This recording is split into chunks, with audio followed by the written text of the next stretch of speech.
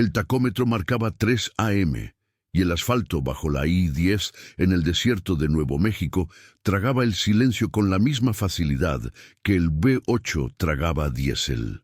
Raúl, el Lobo Mendoza, se agarró al volante con las palmas sudadas, no por el calor del habitáculo, sino por la helada certeza de que iba directo a la perdición. Tenía un contenedor sellado de suministros médicos de alto valor, el tipo de carga que le daría el retiro, y una promesa que no podía romper. Tenía que llegar al punto cero, en El Paso, antes de las 4:59 AM. 59 minutos después de la hora acordada, el trato se desvanecía. Si fallaba, no solo perdía la paga, perdería mucho más que dinero. El problema de Raúl, su fala fatal, nunca fue la falta de habilidad o el coraje, era el orgullo ciego. Creía que las historias que contaban los otros camioneros latinos en las paradas de descanso, esos cuentos de voces huecas que viajaban en las ondas de radio y la bruma de la madrugada, eran supersticiones para asustar a los novatos. Él, un veterano de 30 años en las carreteras, sabía mejor. La carretera es solo acero, caucho y paciencia, se decía a sí mismo. Por eso, cuando el GPS se apagó hace media hora, no se detuvo. Cuando la señal de radio AM desapareció, dejando solo un siseo áspero, no se preocupó. Se rehusaba a darle poder a los fantasmas que solo existían en la mente débil. Ahora, sin embargo, el siseo había cambiado. No era estático. Era una respiración profunda, lenta, que parecía venir del asiento del copiloto vacío. Raúl desvió los ojos un instante. La luz de la luna apenas entraba por el parabrisas empolvado. Una bocanada de aire frío, con un distintivo olor a tierra mojada y aceite quemado, llenó la cabina, a pesar de que las ventanas estaban cerradas. La temperatura en el desierto había caído 20 grados en 5 minutos. Agarró su botella de agua, pero antes de beber, escuchó. Era una voz susurrante, gutural, que no hablaba español ni inglés, pero que se instalaba justo en la parte posterior de su cráneo. Se atrevió a encender la radio CB, esperando silenciar el sonido ambiente. Solo se encontró con más estática. Luego, claramente, sobre el crackling, la voz repitió, 59. Raúl soltó la botella, el agua fría empapando el asiento. La voz en el CB no se había movido. Seguía susurrando, ahora con un ligero acento que le recordó a las viejas leyendas del rancho de su abuelo en Chihuahua, México. El terror le anudó la garganta. Él, que había ignorado durante años las advertencias de su esposa sobre las brujas del asfalto, ahora estaba solo, a merced de una carretera que parecía haber despertado. Pisó el acelerador, impulsado por la adrenalina y la necesidad de probar que su orgullo ciego estaba justificado. No había nada allí. Los últimos kilómetros hacia El Paso eran conocidos por el silencio de ultratumba que caía después de medianoche. Ahora ese silencio era un lienzo sobre el cual la carretera dibujaba sonidos. Raúl ajustó el espejo retrovisor. La luna estaba llena y proyectaba sombras largas y deformes de los arbustos secos y los cactus espinosos a lo largo de la banquina. Su corazón martilleaba contra sus costillas. Faltaban 45 minutos para el punto cero. Para un hombre que valoraba la eficiencia por encima de todo, perder tiempo por una alucinación era inaceptable. Chin, el tráiler se sentía pesado, no solo por la carga, sino por una presencia indescriptible. Decidió encender la música buscando algo que pudiera ahogar el susurro. Encontró una estación de música tejana, pero apenas el acordeón comenzó a sonar, la radio hizo pop y se apagó por completo. El olor a tierra húmeda y aceite quemado se intensificó. Ahora distinguía otro aroma debajo de todo, incienso antiguo, el tipo que se usaba en las iglesias de su pueblo natal. Raúl pasó una mano por su rostro sudado, sintiendo la textura gruesa de la barba de 3 días. Se obligó a concentrarse en la carretera, esa cinta de hormigón que representaba su futuro en los Estados Unidos, su sacrificio lejos de su familia en México.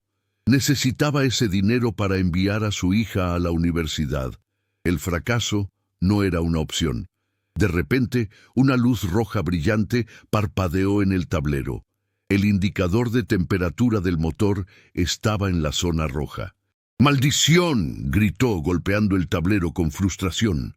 Esto era lo que pasaba cuando te dejabas distraer por el miedo. Era un problema mecánico, nada más. Una simple avería para castigar su falta de mantenimiento. Pero al acercarse a una curva pronunciada, la presión de los frenos comenzó a disminuir. Era como si el camión estuviera resistiéndose a la aceleración, luchando contra su voluntad. La fala fatal de Raúl, el orgullo ciego, le impedía detenerse y evaluar la situación. Si paraba, perdía los 40 minutos cruciales. Su mente se aferraba a la lógica del diésel y el acero, negando lo inexplicable. Mientras el camión se tambaleaba en la curva, Raúl vio una silueta a lo lejos, al costado de la carretera. Parecía ser una mujer, vestida con un largo camisón blanco. No llevaba un chaleco de seguridad reflectante, ni parecía pedir ayuda. Simplemente estaba quieta, mirando fijamente la cabina. A medida que se acercaba, la silueta se hizo más clara. Era delgada, pálida, y su cabello negro y húmedo caía sobre su rostro, ocultando sus rasgos. Él pensó en La Llorona, una de esas historias que su madre le contaba para asustarlo, una madre que lloraba por un error irreparable. La mujer levantó lentamente una mano, señalando hacia el desierto oscuro, lejos de la carretera. Raúl sintió una punzada de pánico frío, pero su orgullo le dijo que era un autoestopista peligroso, tal vez un señuelo. Pisó el acelerador para pasarla rápido, ignorando el ruido quejumbroso de los frenos. Justo cuando la cabina pasó a su lado, escuchó un golpe sordo en el costado del tráiler, seguido por un grito agudo que no era humano.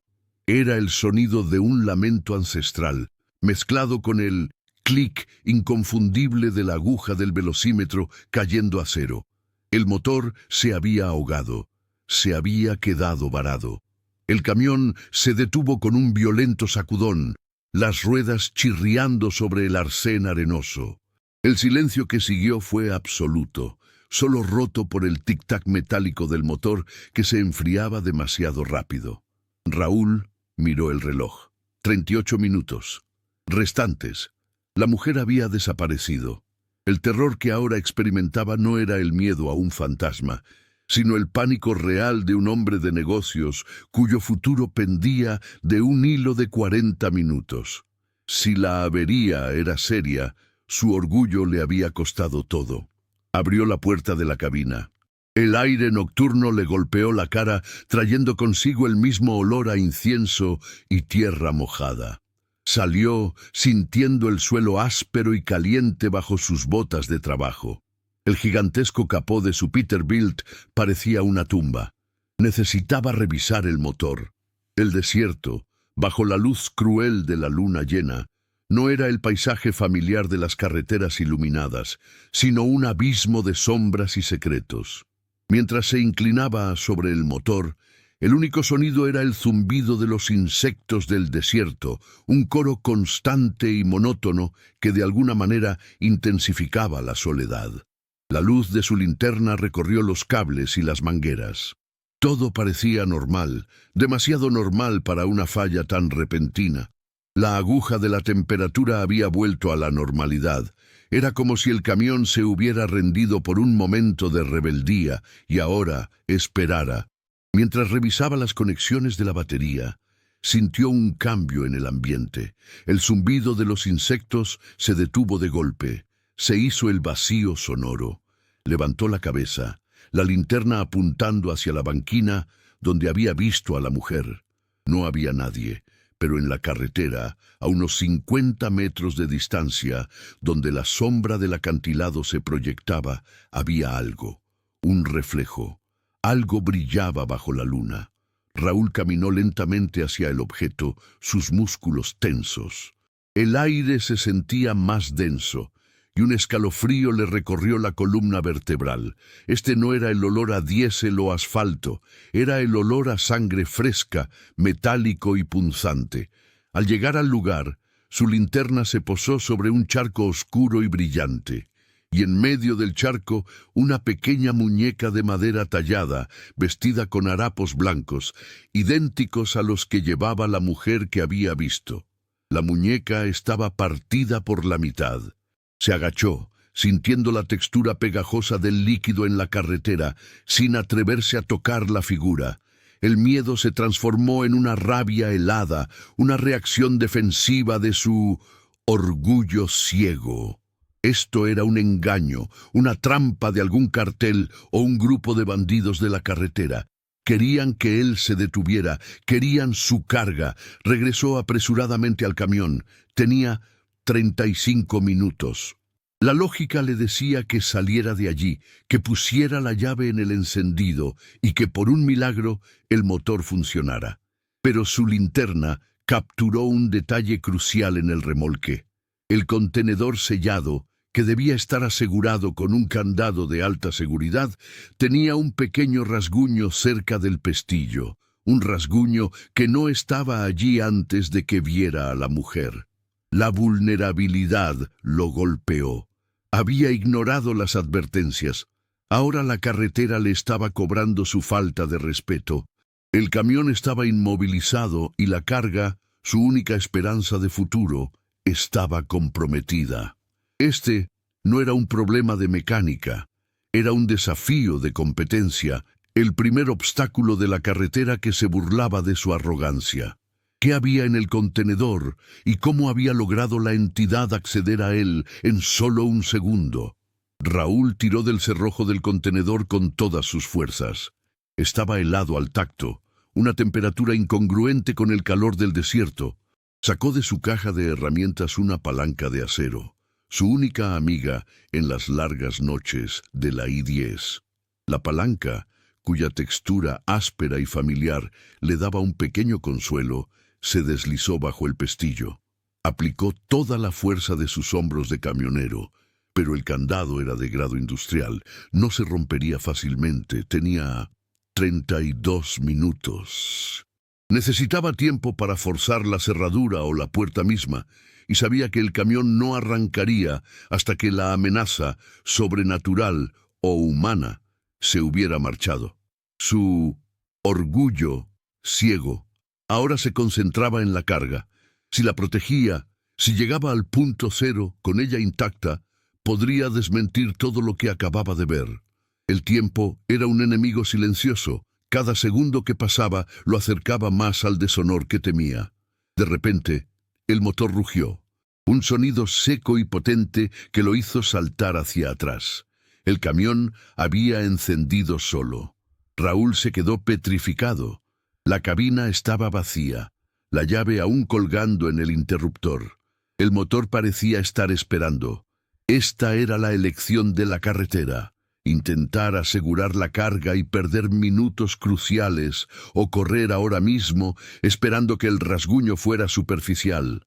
Su mente gritó, «¡Vete!», pero su orgullo le impidió dejar la tarea a medias. ¿Qué pasaría si la entidad había metido algo en el contenedor? Los suministros médicos eran para un hospital fronterizo crucial, y cualquier contaminación sería catastrófica. Decidió que la cerradura era imposible. Usaría el extintor de incendios como martillo, golpeando el pestillo con una furia descontrolada.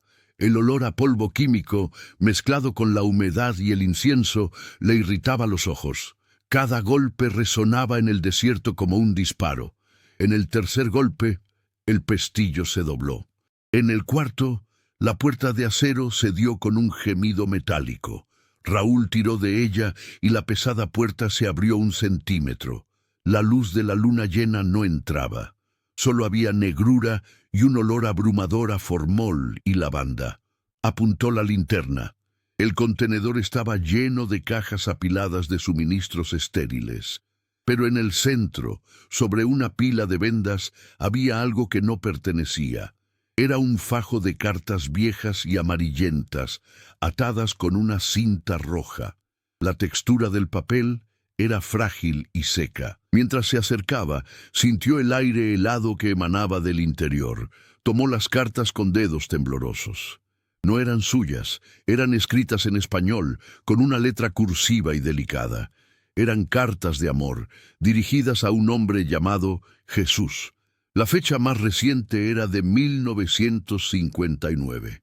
El motor rugía con impaciencia, recordándole que no podía quedarse allí a leer historias viejas.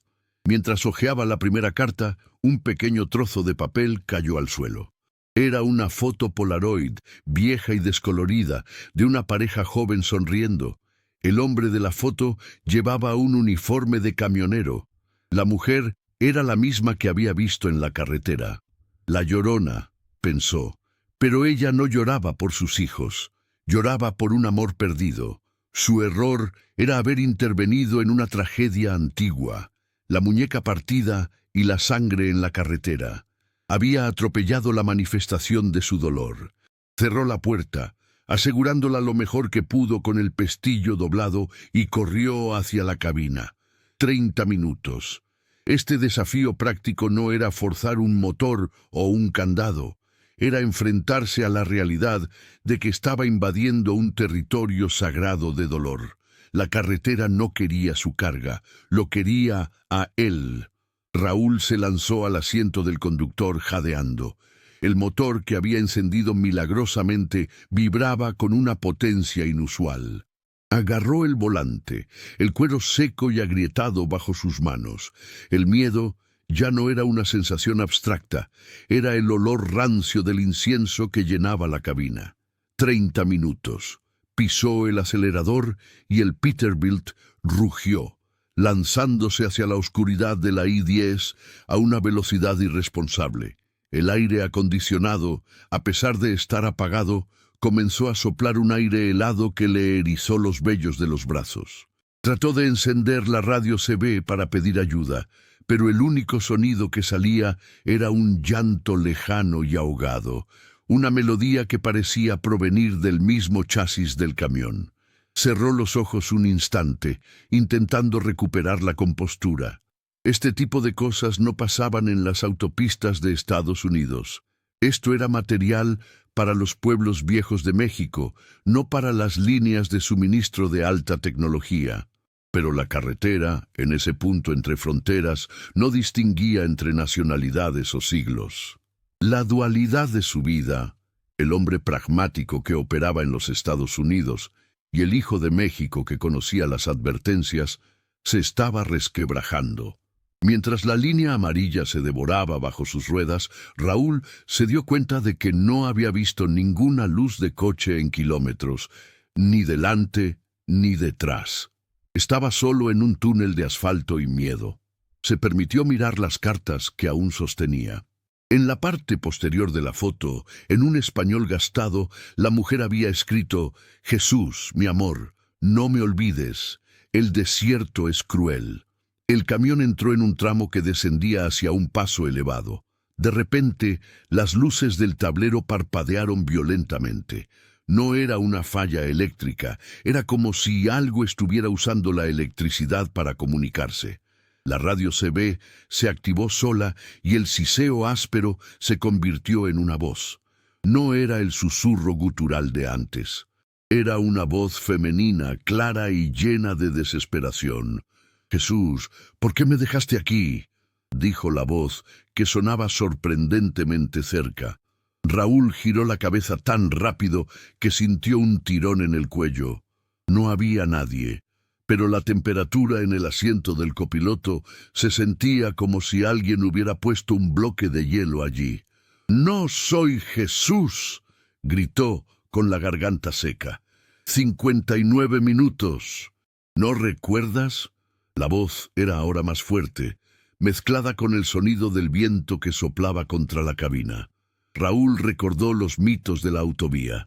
Los camioneros que mueren en el desierto se quedan atados a sus últimas cargas. Pero, ¿Por qué 59 minutos? El significado se le escapaba, pero sentía que estaba a punto de comprender la tragedia de este fantasma. Miró el reloj. 25 minutos. Si seguía acelerando a esta velocidad, el sobrecalentamiento del motor sería real y permanente esta vez. La voz se rió, un sonido seco y cruel. No te dejaré ir solo, amigo. Tú llevas lo que me robaron. El tiempo es lo único que nos queda. Raúl comprendió el terror final. El fantasma no solo quería detenerlo, quería acompañarlo. Quería que él sintiera la pérdida del tiempo, la pérdida que había sentido el verdadero Jesús.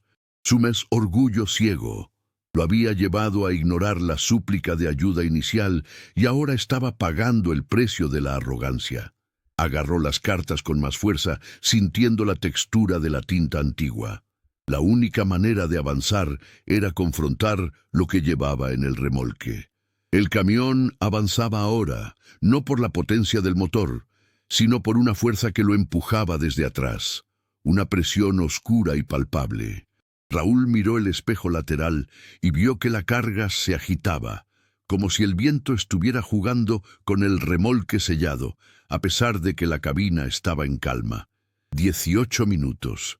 Se acercaba al límite del paso, pero el camino parecía alargarse infinitamente. La voz en la cabina se hizo un lamento constante, repitiendo fragmentos de las cartas.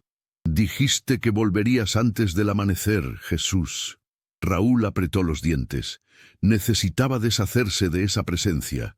No podía llevar un fantasma a la entrega. Necesitaba que el motor obedeciera a su voluntad. Su orgullo ciego le decía que podía negociar, que si entendía la lógica del fantasma, podría expulsarlo. «Dime qué quieres», gritó Raúl, sintiendo que la desesperación lo acercaba peligrosamente a la locura. La voz se detuvo.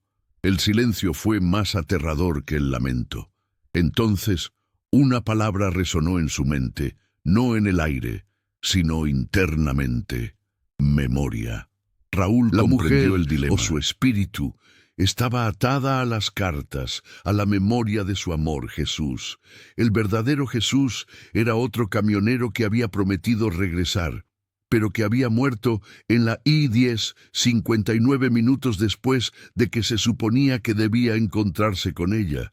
Ella necesitaba su historia contada, su dolor reconocido.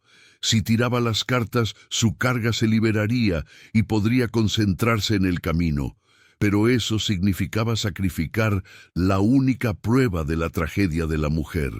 Si las conservaba, ella los seguiría hasta el paso, interfiriendo con la entrega, poniendo en riesgo la carga de suministros. El corazón de Raúl se contrajo.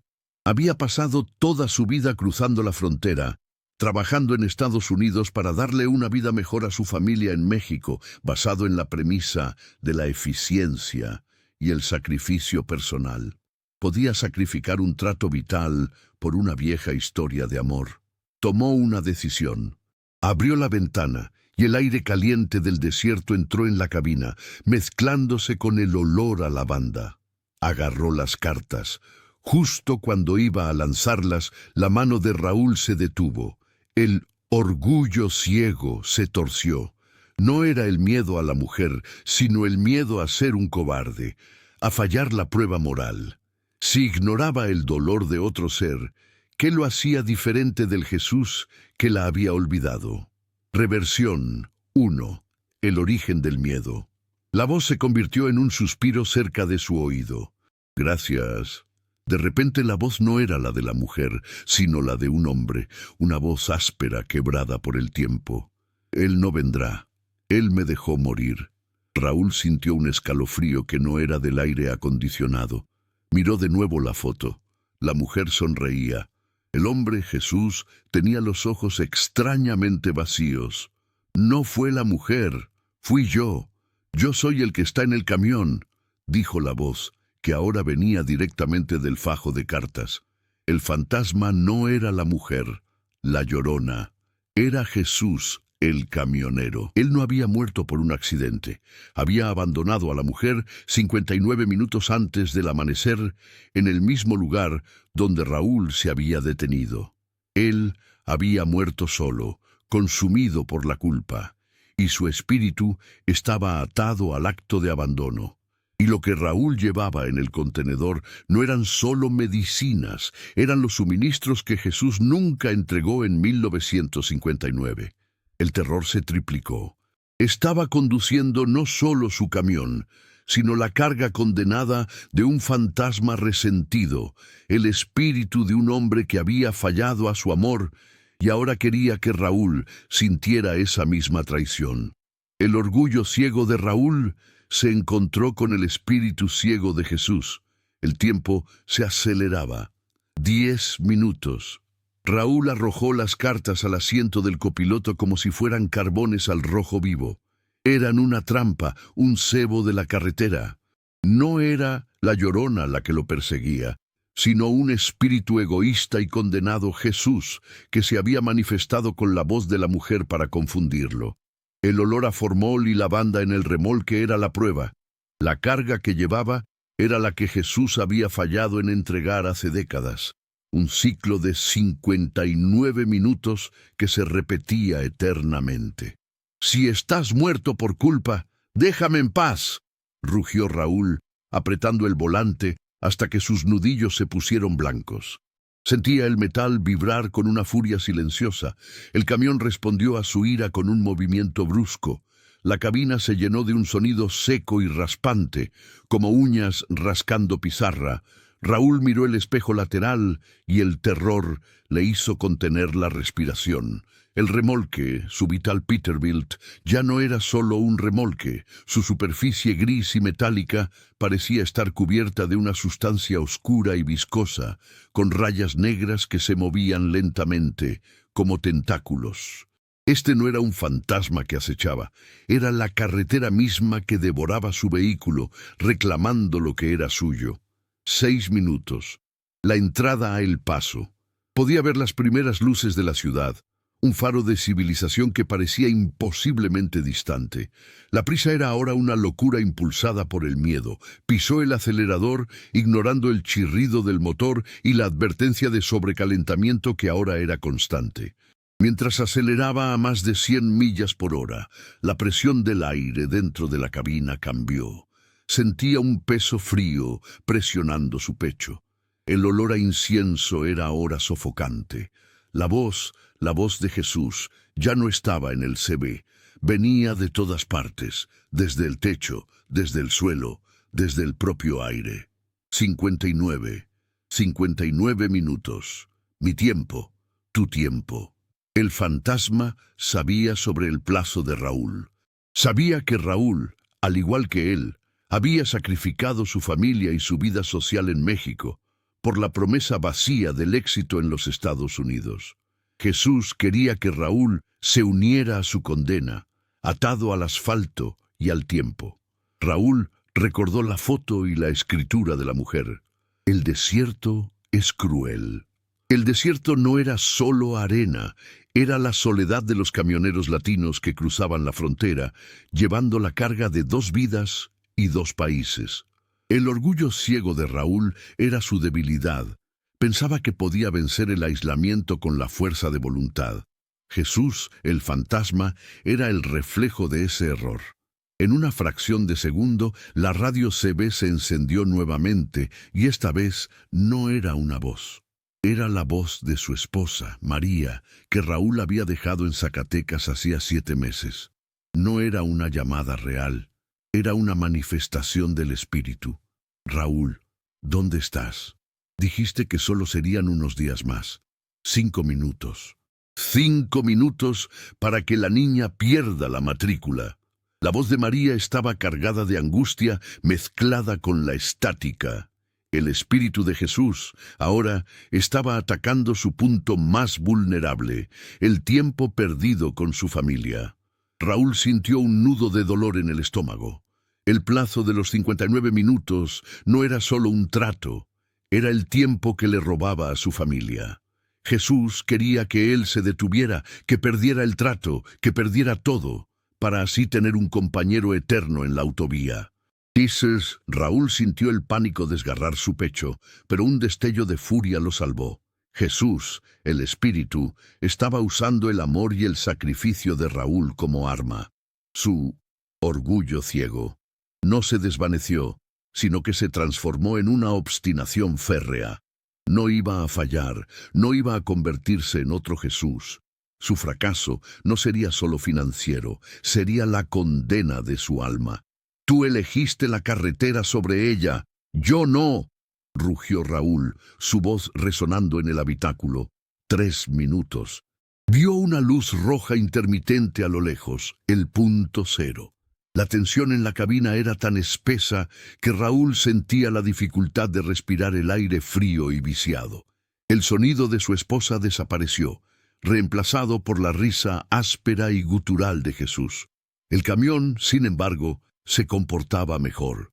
El motor dejó de chirriar. El Espíritu de Jesús había dejado de atacarlo con fallas mecánicas para pasar al ataque psicológico.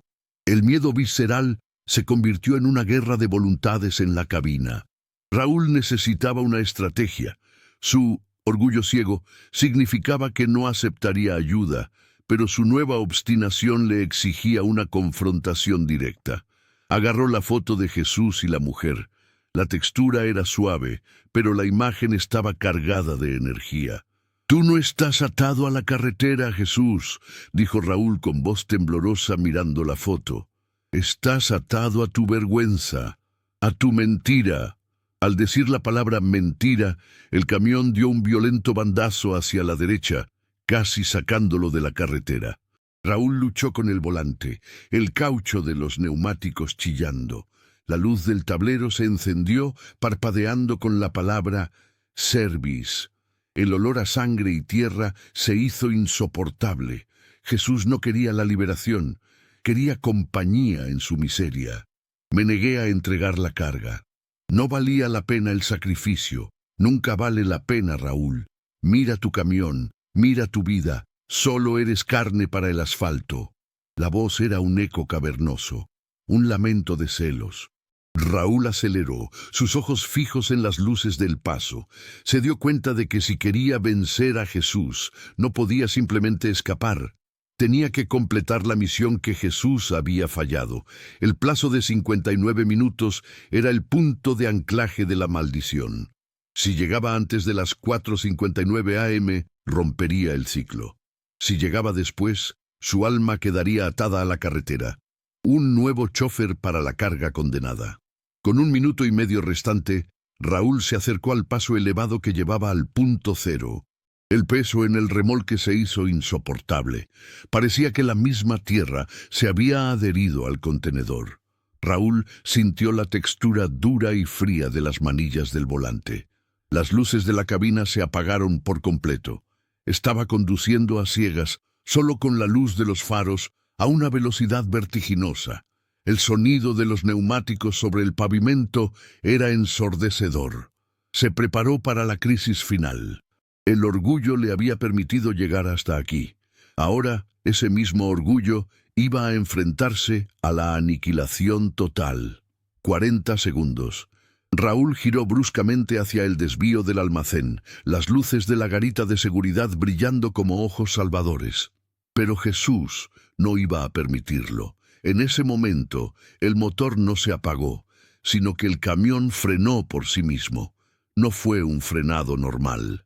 Los frenos se bloquearon con una fuerza brutal, y el aire llenó la cabina con un sonido ensordecedor de metal retorciéndose. Raúl fue arrojado contra el volante, sintiendo el impacto seco en su esternón. El olor a goma quemada y el incienso se mezclaron en una mezcla nauseabunda. 30 segundos. El punto cero estaba a 50 metros. Raúl intentó pisar el acelerador. El pedal estaba suelto, sin resistencia. El motor rugía, pero las ruedas estaban inmóviles. Un rugido, no de motor, sino de frustración y rabia, llenó el aire, resonando directamente desde el remolque. «¡No te vas a ir, Raúl! No vas a terminar lo que yo empecé. La voz era tan fuerte que el metal del camión vibró. Raúl miró el asiento del copiloto, donde las cartas yacían, y vio que la foto de Jesús y la mujer se había deslizado al suelo. La cara de Jesús en la foto ahora tenía una expresión de ira pura, los ojos negros y vacíos.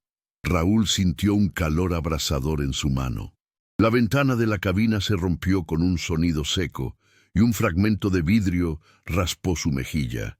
Una mano esquelética, fría y dura, con la textura del pergamino viejo, se extendió desde el asiento del copiloto, buscando las cartas. Este era el precio de su orgullo ciego. No solo había ignorado las advertencias, sino que se había negado a soltar el problema, atrayendo la rabia de una entidad desesperada por la compañía. 10 segundos. El vigilante de la garita, un hombre mayor de origen latino, salió de su cabina con una linterna, parpadeando hacia el camión. Raúl sabía que no podía moverse.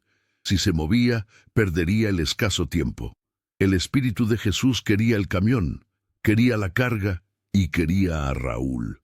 El fantasma no quería solo las cartas, quería recuperar la carga que no había entregado, para que su ciclo de fracaso pudiera ser completado, condenando a Raúl en el proceso.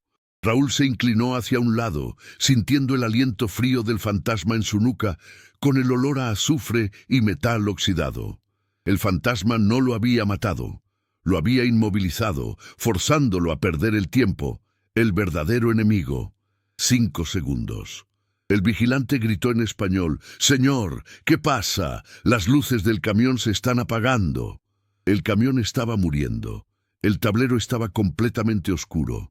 El único sonido era el tic-tac final, el reloj de pared de la cabina, que marcaba el tiempo de forma implacable. Raúl, en un acto de pura desesperación, tomó la palanca de acero que había usado para abrir el contenedor. No podía mover el camión, pero podía luchar por el tiempo. Levantó la palanca 3 segundos, el espectro se abalanzó, y Raúl sintió el frío agudo de la muerte, seguido por el calor explosivo de la descarga de adrenalina. 1 segundo. El reloj de pared en la cabina se detuvo con un pequeño clic en seco. 4:59 AM. El impacto fue físico. La mano esquelética que se había extendido hacia Raúl se retiró violentamente, no por el golpe de la palanca, sino por el fin del plazo. El rugido cesó. El silencio regresó, pero no era el silencio tranquilo del desierto, sino un vacío resonante. Raúl se quedó inmóvil, la palanca de acero colgando de su mano. La cabina estaba bañada en la luz rojiza de las sirenas del almacén. El vigilante corría hacia el camión. Raúl había fallado. El orgullo ciego que lo había impulsado a seguir adelante, a ignorar la ayuda, a despreciar las historias, había culminado en la pérdida total. Había perdido la entrega y, con ello, su futuro. El camión se había detenido exactamente en el umbral del punto cero, ni un metro más. El terror de no haber muerto se mezcló con la desesperación de haber fallado en el único objetivo que le había dado propósito a su vida en Estados Unidos. Se obligó a bajar del camión. Las piernas le temblaban. La textura del asfalto bajo sus botas se sentía irreal, demasiado sólida. Se acercó al vigilante, que lo miraba con los ojos muy abiertos, sosteniendo su linterna. «Señor, ¿qué pasó?» Parecía que su camión se estaba desarmando. Raúl no respondió. Miró el remolque. Ya no había rayas viscosas. Parecía un contenedor normal y sucio. Las luces del camión volvieron a encenderse de forma suave, sin parpadear. Era como si la carretera, al ganar, se hubiera calmado. La derrota no era el fin del mundo, pero el sabor amargo de la falla fatal lo inundó. Jesús lo había advertido. No valía la pena el sacrificio. Raúl se dio cuenta de algo crucial en esa noche oscura: su orgullo ciego. No se trataba de ser un buen conductor, se trataba de no pedir ayuda y de creer que podía vencer lo sobrenatural con la lógica del dinero y el tiempo. Al fallar la entrega, se liberó de la tiranía del reloj. Tomó aire, sintiendo el aire nocturno que ahora olía a polvo y hormigón, no a incienso. El fantasma ya no estaba. Había ganado, pero su victoria era pírrica. «No sé qué pasó», dijo Raúl al vigilante, su voz áspera, «pero llegué a las 4:59. El vigilante no preguntó sobre el corte en su mejilla ni la ventana rota. Parecía acostumbrado a las rarezas de esa autovía, el lugar donde el México de las leyendas se encontraba con la América de la logística. Raúl sabía que ahora tenía que enfrentar las consecuencias de su fracaso, pero algo había cambiado.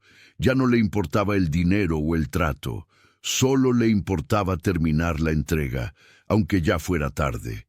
El fantasma de Jesús no lo había condenado. Solo le había mostrado el espejo de su propia arrogancia. Por primera vez en años, el camionero pragmático dio paso al hombre que había abandonado a su familia y decidió que el tiempo perdido no podía ser recuperado, pero la verdad sí. El vigilante llamó al gerente del almacén. Los minutos se arrastraron. A las 5:15 a.m., una figura imponente, un hombre de negocios vestido con un traje caro, salió del edificio. Era el señor Vance, el contacto, cuya reputación era tan implacable como el desierto.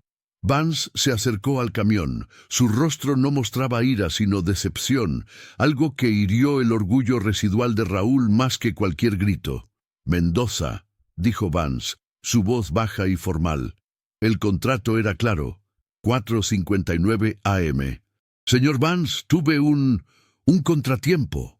Raúl sintió la necesidad de mentir, de culpar a una falla mecánica, pero la memoria del rostro de Jesús en la foto lo detuvo. No iba a repetir el error del fantasma. «Hubo un problema con la carretera. Lo siento». Vance asintió lentamente.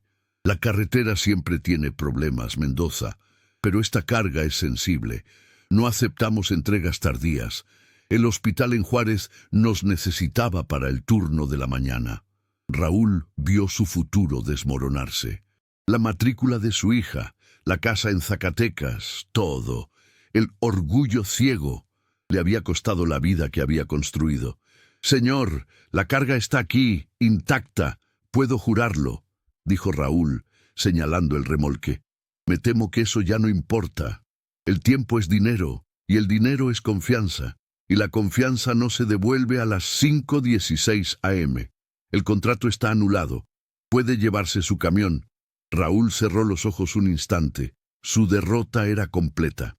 En ese momento, el vigilante, que había estado inspeccionando el camión, se acercó a Vance. «Señor Vance, mire esto. El remolque». Vance caminó hacia la parte trasera del camión, Raúl detrás de él. El vigilante señaló el pestillo doblado que Raúl había forzado. «Está violado», dijo Vance, su voz endureciéndose. «¿Qué sucedió? Tuve que abrirlo. Vi algo». Raúl no podía decir la verdad sobre el fantasma.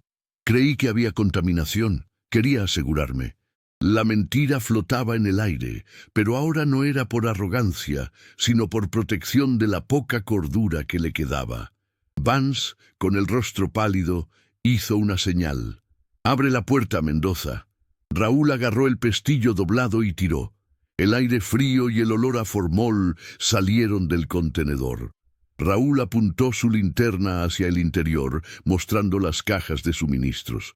Vance dio un paso adelante, sus ojos escaneando la carga. Luego se detuvo. Su mirada se fijó en el centro del contenedor, donde Raúl había dejado el fajo de cartas. «¿Qué es eso?», preguntó Vance, señalando las cartas. Raúl sintió un escalofrío. Jesús quería que esas cartas fueran encontradas. Quería la verdad. «Son cartas viejas, señor. Las encontré allí. Eran de un camionero hace mucho tiempo». Vance, molesto, se puso los guantes y agarró las cartas. La textura del papel, seca por décadas, se desintegraba ligeramente en sus dedos. Abrió la primera carta, leyendo el español desgastado, y la foto de Jesús y la mujer cayó al suelo. Vance se quedó congelado. Su rostro palideció aún más que antes. Miró la foto. El vigilante se acercó y miró la foto también. Señor Vance, ¿usted conoce a ese hombre?, preguntó Raúl, notando la reacción de ambos. Vance dejó caer las cartas, que se esparcieron por el suelo del almacén, y sus manos temblaron visiblemente. Se cubrió el rostro con las manos. Era una exhibición de vergüenza y dolor que no encajaba con el hombre de negocios. «Dios mío», susurró Vance. «Jesús». La cabina de la garita de seguridad, con sus luces fluorescentes, se sentía más fría que el desierto. El señor Vance se secó la frente con un pañuelo de seda, su postura corporativa deshecha. Raúl, el vigilante y Vance estaban de pie sobre las cartas de amor viejas. «Jesús era mi hermano», dijo Vance con la voz rota en español, un cambio de idioma que sorprendió a Raúl. Vance, el hombre de negocios estadounidense, era en realidad un hombre latino. «Mi nombre completo es Alejandro Vance Márquez». Reversión 2. El secreto de Vance. Raúl se quedó boquiabierto. El señor Vance, el hombre que imponía los plazos inflexibles, era el hermano menor del camionero fantasma. Jesús. Jesús no murió por un accidente, continuó Vance, mirando la foto de su hermano. Murió de vergüenza. Él estaba enamorado de esa mujer, Marta. Iban a huir juntos a Estados Unidos. Pero Jesús, en ese entonces, como usted, era un camionero en la ruta entre El Paso y México. La carga que llevaba no eran medicinas. Era contrabando, un favor para el cartel. Su orgullo ciego lo hizo creer que podía hacer ese último trabajo y retirarse. Raúl escuchaba, sintiendo la textura del dolor familiar, la presión de la vida doble, la necesidad de éxito en Estados Unidos para ayudar a México. Marta lo esperaba aquí. 59 minutos después de la hora acordada, ella se dio cuenta de que él no vendría y lo abandonó. Jesús estaba a 50 metros de aquí, en esa curva, con el camión descompuesto. Cuando vio que ella se iba, la culpa lo destrozó.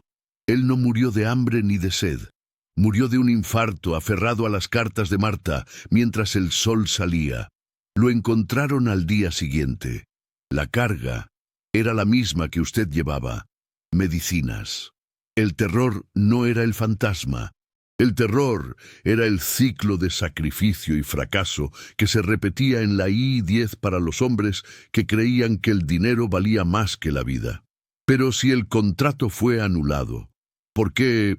Raúl señaló el contenedor, ahora de nuevo sin la presencia fantasmal. Vance recogió las cartas con cuidado.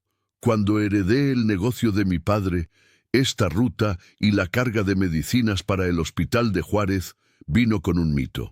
Dicen que ningún camión que lleva esa carga y rompe el plazo logra entregarlo, a menos que el camionero enfrente la verdad de Jesús. Entonces, ¿por qué la presión del tiempo?, preguntó Raúl, sintiendo la cicatriz en su mejilla. Porque necesitábamos romper el ciclo. Si alguien llegaba antes de las 4:59 AM, demostraba que era posible vencer el orgullo y la vergüenza de mi hermano. Si fallabas, el fantasma te atormentaría. Él solo quería que alguien más entendiera su condena. Pero lo más importante, Mendoza. Vance levantó las cartas. Usted trajo las cartas de mi hermano. Las sacó de la carretera. Vance se dio cuenta de que aunque Raúl había perdido la lucha contra el reloj, había ganado la batalla moral. Había priorizado la verdad y la humanidad sobre la eficiencia, algo que el fantasma de Jesús y el propio Vance nunca habían hecho. Técnicamente, usted falló la entrega. El contrato es nulo, dijo Vance. Luego suspiró, sintiendo la textura áspera de las cartas. Pero usted enfrentó a mi hermano, y me dio las únicas palabras de él que tengo. El camión y la carga están comprometidos por esa energía, pero si la carga es simbólicamente entregada a su dueño, el fantasma, el ciclo se rompe. Vance miró al vigilante. Lleve la carga al hospital de Juárez. Se lo damos como una donación de emergencia, y en cuanto a usted, Mendoza... Vance guardó las cartas en el bolsillo interior de su saco. su textura frágil resonando con el peso de medio siglo de dolor. Miró a Raúl, no como a un contratista, sino como a un compañero de sufrimiento en la autovía. Mendoza, perdiste el bono de la puntualidad que era considerable, pero la carga está comprometida. Tendrá que ser desinfectada y reempaquetada, lo cual es mi responsabilidad ahora que rompimos el ciclo. En cuanto a su pago, Vance dudó. El costo de su camión dañado, la ventana rota y el pestillo doblado será cubierto por la empresa, y su cheque por el transporte será depositado íntegro. La victoria.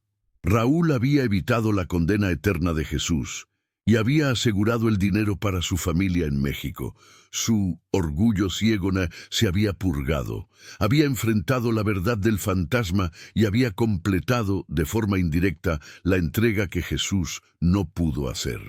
La pérdida permanente. Raúl miró la cabina, el daño en el vidrio de la ventana. La cicatriz en su mejilla, un corte fino y profundo, ardía con el sol naciente. Pero la pérdida más grande no era física. Vance extendió una mano. Usted hizo más que transportar una carga, Mendoza. Usted liberó a mi hermano. Raúl estrechó la mano de Vance, sintiendo el agarre firme. El reloj de la cabina, que se había detenido a las 4:59 a.m., seguía inmóvil. El tiempo para Raúl ya no era una métrica de eficiencia, sino una cicatriz que llevaba consigo. Raúl se subió a la cabina. El motor rugió a la vida sin problemas. Las cartas se habían ido. El olor a incienso había desaparecido por completo, reemplazado por el olor limpio del plástico nuevo en el tablero. Vio las primeras luces doradas del amanecer sobre el desierto de El Paso. Había sobrevivido. Había ganado el dinero que necesitaba. Pero cuando se miró en el espejo retrovisor, la imagen no era solo la de su rostro fatigado y la cicatriz nueva. Detrás de él, en la carretera solitaria que acababa de recorrer, no vio el asfalto. Vio la sombra de una mujer de blanco, que ya no lloraba, sino que parecía mirar hacia el sol. Y al lado de ella, el espectro borroso de un hombre, Jesús, que por fin podía descansar. Raúl tomó el volante, sintiendo la textura desgastada del cuero, y condujo lentamente, dejando el punto cero. Sabía que no volvería a ver la I-10 de la misma manera. Sabía que las voces de la autovía no eran solo fantasmas, eran las almas de los latinos que, como él, sacrificaban todo por una vida mejor en Estados Unidos, atados al tiempo y al orgullo, y a veces el desierto los reclamaba. Nunca volvió a ignorar una historia de camioneros. Su orgullo ciego se había convertido en un miedo saludable, un respeto por lo inexplicable que reside en el corazón de la carretera. Raúl continuó trabajando, pero con una diferencia. Ahora llamaba a su esposa todos los días, sin importar el plazo o el bono. La carretera había tomado su paz mental y le había dado una segunda oportunidad.